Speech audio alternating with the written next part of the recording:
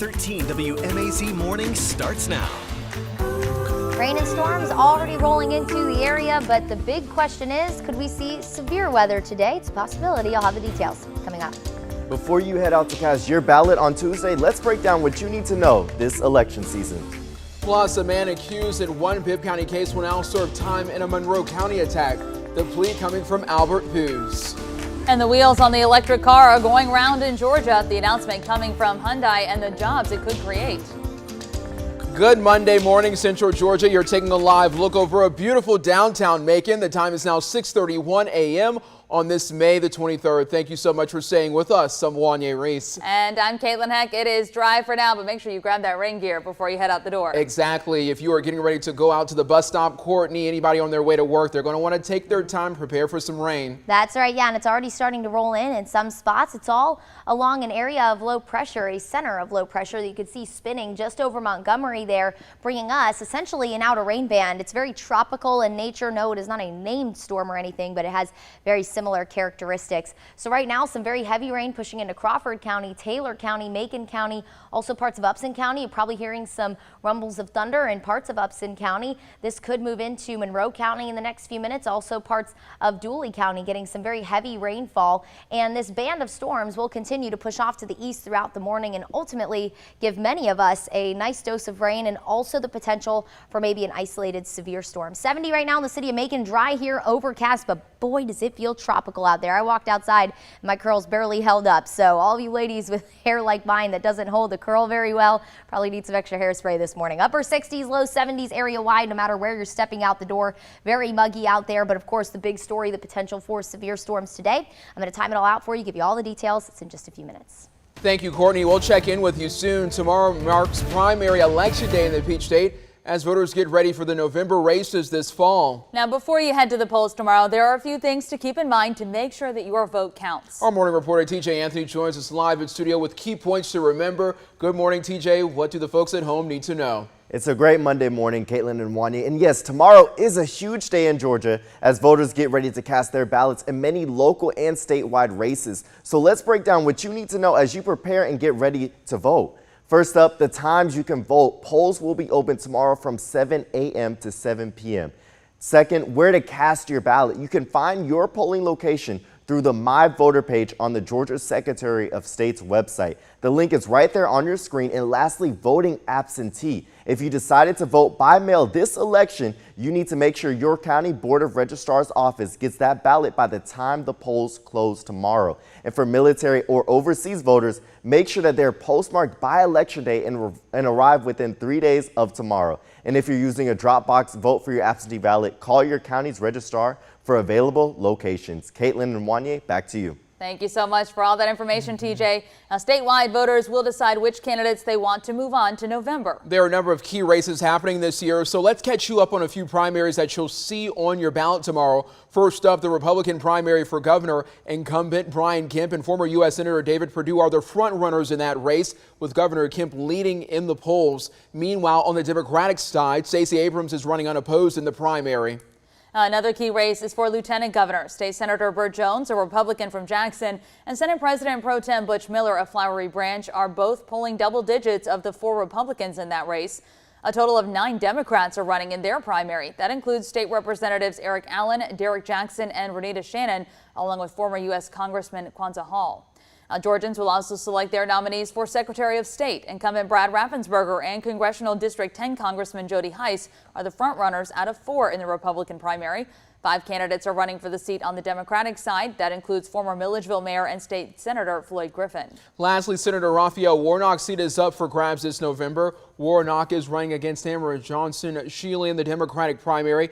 Agricultural Commissioner Gary Black, former Georgia Bulldogs running back Herschel Walker, and 4 other candidates are running in the Republican primary. That includes former state representative Josh Clark, along with Kelvin King, Jonathan McCullum, and Latham Sadler. Candidates are making their final pushes for votes ahead of the primary elections tomorrow, but the stormy weather today is impacting that stop for some. Governor Brian Kemp planned a statewide fly-around tour today, but his team says that won't happen anymore, which means no stop in Macon today. Instead, he'll hold a virtual press conference at 10 this morning. This comes ahead of his final Get Out the Vote rally with former Vice President Mike Pence. Governor Kemp's team says that will continue as planned at 6 this evening in Kennesaw. Republican candidate for Lieutenant Governor Butch Miller also was scheduled to have a fly-around tour today. But that has also been canceled because of the potential for severe weather. And we want to make sure you have all the information you need before heading to the polls tomorrow, so you can find more information about races, especially local races, in our May 2022 election guide. It's on our homepage at 13WMAZ.com. You can also text VOTE to 478-752-1309. It will actually send that guide directly to your phone. It's now 6:36 a.m. Now to three other headlines we're following for you this morning. A judge plans to sentence Ryan Duke today after a jury found him guilty of concealing the death of Osceola teacher and beauty queen Tara Grinstead. That was the only charge a jury convicted him of. They found him not guilty on 5 counts, including 3 murder charges as well as aggravated assault and burglary. Sentencing is set for 9:30 this morning. Duke's defense attorney says a judge could give his client anywhere from 1 to 10 years. Duke has already served 5 years, and the court will have to credit him for that time. Well, the man accused of killing a Bibb County deputy last year will now serve time in prison for a different 2021 case. The Monroe County Sheriff's Office says Albert Booth stood trial in a competency hearing last week. It dealt with an attack on a Monroe County inmate and jail personnel last year. The Sheriff's Office says Booth pleaded guilty but mentally ill to several charges. A judge sentenced him to serve 20 years in prison with 10 years on probation supervision. And a man is now in jail after a deadly shooting in Macon over the weekend. The Bibb Sheriff's Office says 28-year-old Corey Jackson met with investigators Saturday afternoon. They questioned and later arrested him, charging him with possession of a firearm by a convicted felon. They say more charges could come as the investigation continues. Jackson was a person of interest in connection with the shooting death of 27-year-old Gabriella Harris. That happened after midnight Saturday morning at the Windy Hill Manor Apartments on Log Cabin Drive. All right, let's get you to your state headlines now. This is a sad story. A man accused of stabbing and burning an Atlanta pastor to death answered to a judge over the weekend. For now, Christopher Griggs will remain in the DeKalb County Jail without bond. During Griggs' first court appearance Saturday, the judge said a bond hearing will be scheduled in the coming weeks. Jail records show Griggs faces a malice murder charge and is accused of first-degree arson. DeKalb County police officers arrested him last week in connection with Reverend Marita Harrell's death. They believe Griggs stabbed Reverend Harrell to death at his home while she was ministering to him. Police think he then took her body to a secluded area and set her van on fire while she was inside. The church that Reverend Harrell pastored at Connections at Metropolitan UMC dedicated yesterday's service to her.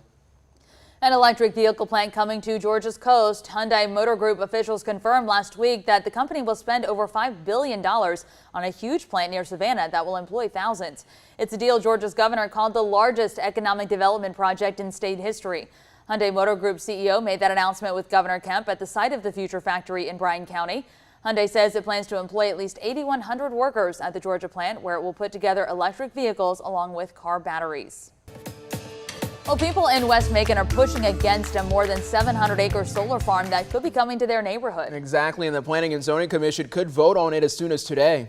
I mean, I understand we got to expand and we got to grow, but I just don't think in my backyard is the right place. The farm drew criticism at a late April P&Z meeting. Commissioner Gary Bechtel asked consultants if they had spoken with neighbors about the construction, and they told him no. Well, the board gave Kubico some time to meet with neighbors and work on their strategy, and now they'll consider the plan again. But over 80 people filled out a petition against the solar farm, fearing changes to property value and losing forest land. I just think there's several other areas around town or just in the general area that they could have built this or, you know, found somewhere else that's not backed up to a lot of people's houses. A representative of Kubico was not available for comment. Today, the zoning board will also decide whether to allow a healthcare training center on Napier Avenue and 12 single-family homes on Ayers Road. And still ahead on 13 WMAZ Morning. I really was just in my room alone. If I felt alone, it was definitely an emotional wreck. Last year, Xavier Bray lost his dad to COVID-19. The Northside High School student used music and his education to help him cope. He's now on his way to a new chapter with the memory of his dad always there to encourage him. Hear more of Bray's story as we kick off our Great Grads Week. That is coming up a little later on this morning. Right now, the time is 6:40, and of course, we have a lot of graduations happen over the weekend, a lot more this coming weekend. I know there's going to be a lot of graduations happening this weekend. I hate that the weather is going to be, we have this chance of rain all throughout the week, but hey, it'll be inside. I know Bibb counties, a lot of theirs are going to be inside, as well as Houston County, so they'll be all right for the most part. That's right, and by the weekend, at least, things look a lot better. But for the last week of school for a lot of students, you're not going to be able to do quite as many outdoor activities for that, it doesn't seem like. But we'll talk about all of it, starting with today. Of course, today, the big story, we have that potential for severe storms. All of the area under that level 1 of 5 threat. So this typically means an isolated threat for severe storms.